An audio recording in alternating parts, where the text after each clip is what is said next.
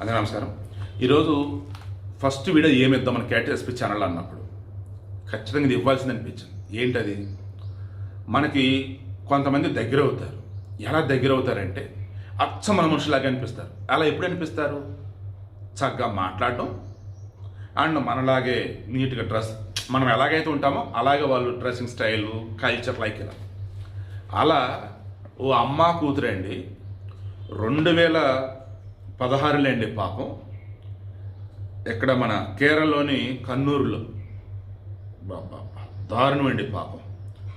కుంజా మీనా అని చెప్పేసి 60 సంవత్సరాల మహిళని ఘోరాతి ఘోరంగా చెస్ట్ మీద పొడిచి గొంతులో పొడిచి చంపేసి ఆమె దగ్గర ఉన్న బంగారం మొత్తం తీసుకొని జంప్ అయ్యారు 2016లో.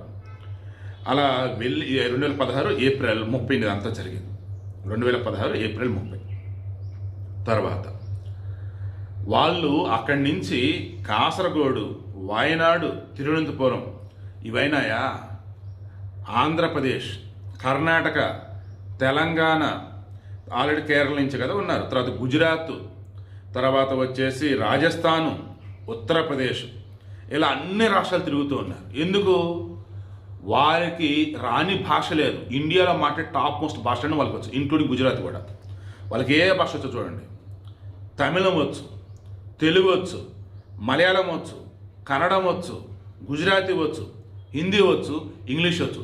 7 భాషలలో అమ్మా కూతుళ్ళు ఎక్స్పర్ట్స్. అసలు ఎవరితో ఎలా మాట్లాడాలో అలాగే మాట్లాడతారు. అంటే సేమ్ ఇంకా అక్కడ వాళ్ళని ఫీలింగ్ వచ్చేలాగా చేయగలుగుతారు. ఎక్కడైనా వీళ్ళు రెంట్కి ఏదైనా తీసుకుంటున్నారంటే అక్కడ వీళ్ళు డూప్లికేట్ డాక్యుమెంట్లు వేస్తారు. వన్స్ ఒక టాస్క్ అయిపోయింది, ఆడు దోచుకున్నామా లేదు నన్ను చంపేసి వాళ్ళ దగ్గర మొత్తం తీసుకుని వెళ్ళిపోయినామంటే ఆ సిమ్ కార్డులో పడేస్తారు. సిమ్ కార్డు వేరే చేస్తారు, కానీ వేరే వాళ్ళ పేరుతో సిమ్ కార్డ్స్ వాడతారు. పోలీసులు తలుచుకుంటే దొరకకుండా ఎలా ఉంటారండి? 10 సంవత్సరాలకి మొత్తానికి దొరుకున్నారు. ఎక్కడ? మధ్యప్రదేశ్లో ఉజ్జయిని దగ్గర దొరుకున్నారు. ఎలా? కేరళలో స్టేట్ క్రైమ్ బోర్డుకి వెళ్ళిపోయింది కేసు. 2024లో వెళ్ళింది. 2024 నుంచి జల్లెడ పడుతుంది స్టేట్ క్రైమ్ బోర్డు ఎవరైతే ఉన్నారో. మొత్తం వాళ్ళు చెక్ చేస్తూ వెళ్ళినప్పుడు అసలు వీళ్ళు ఎవరు, ఎక్కడి నుంచి వచ్చారు, ఏంటి చెక్ చేస్తూ పోతే వాళ్ళ ఫోన్ ఐఎంఈఏలు ఉంటాయి కదా, దాన్ని బేసి మొత్తం చెక్ చేస్తూ పోతా ఉంటే ఇక ఫైనల్లీ దొరికేశారు. తీసుకొని కేరళ పట్టుకొచ్చారు, రిమాండ్ విధించారు. పోలీసులు తమ కస్టడీకి తీసుకొని విచారించారు. ఈవిడకి మెయిన్ ఇంటెన్షన్, ఆ ఇంటి పక్కన ఉన్నటువంటి ముస్లాం ఉంది కదా పాపం కేరళలో, కన్నూరులో, ఆమెను ఎంతలా నమ్మించారంటే అసలు ఇంకా ఇంట్లో మనిషి అన్నట్టుగా నమ్మించారు. దయచేసి చెప్తున్నాను, గుర్తుంచుకోండి, సొంత వారి దగ్గర కూడా మన దగ్గర ఉన్నవన్నీ చూపించకూడదు అంటారు. అట్లాంటిది మనం నమ్మాం కదా అని బయట వాళ్ళకి మన దగ్గర ఏమేమి సొమ్ము ఉంది, ఏమేమి బంగారం మొత్తం చూపిస్తే ఇక వాళ్ళు దుర్బుద్ధి మొదలైంది కదా.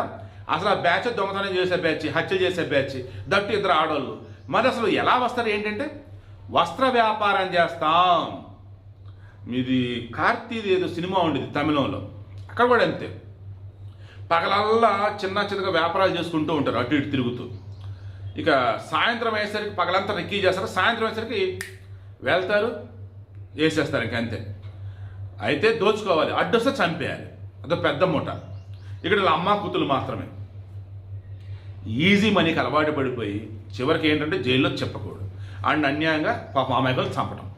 దయచేసి బయట వాళ్ళు ఎవరికి కూడా మీ దగ్గర ఏముంది, ఎక్కడుంది, ఇంట్లో రండి చూడండి వద్దు. నేను గతంలో చెప్పా, బాత్రూమ్ టూర్లు, బెడ్రూమ్ టూర్లు, తర్వాత వార్డ్రోబ్ టూర్లు, ఈ దిక్కుమల టూర్లు చేసి చాలామంది చేసిన అది పెద్ద తప్పు కూడా ఇదే. చాలామంది బొక్కబార్లా పడ్డారు, ఇబ్బందులు పడ్డారు, ఇప్పుడు ఆపినట్టున్నారు. సో ఎనీవే జాగ్రత్తగా ఉండండి ఇకనైనా.